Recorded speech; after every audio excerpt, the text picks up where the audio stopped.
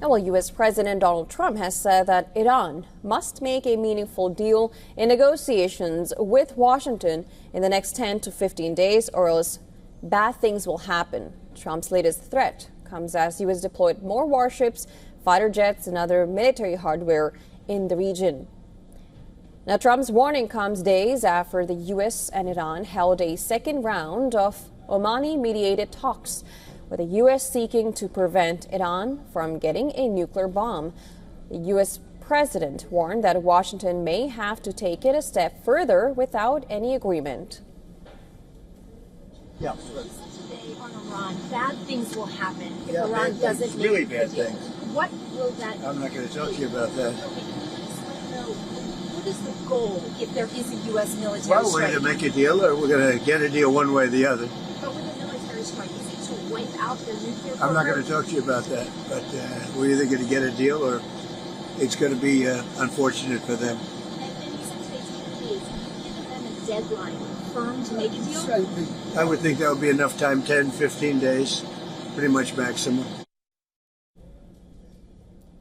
Well, Trump's comments came after Israeli Prime Minister Benjamin Netanyahu issued his own warning to Tehran. Netanyahu said that Israel will retaliate forcefully against Iran if it launches an attack on Israel. If the Ayatollahs make a mistake and attack us, they will receive a response they cannot even imagine.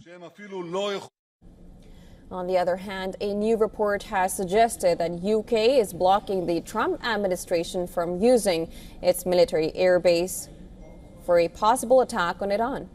A report by The Times said that U.S. was drawing up a report to use Royal Air Force Base Fairford in England, which is home to America's fleet of heavy bombers in Europe. According to the report, UK officials were reportedly worried that giving U.S. permission to use the Royal Air Force bases for a military attack could breach international law. As U.S. continues to bolster its military presence in West Asia, Iran has conducted naval drills along with Russia in the Persian Gulf.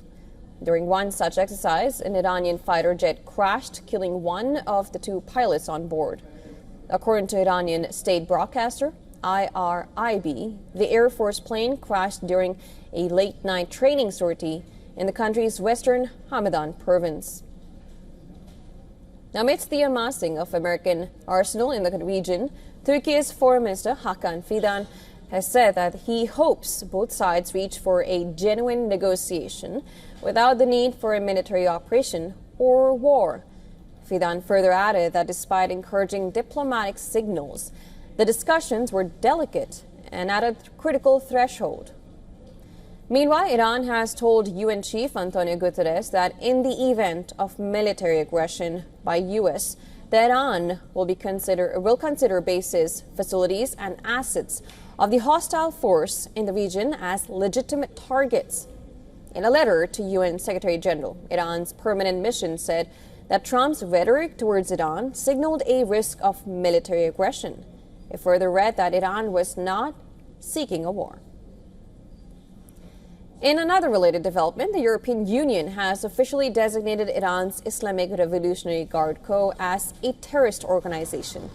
President of European Parliament Roberta Metsola announced that the action will freeze the IRGC-related funds in Europe.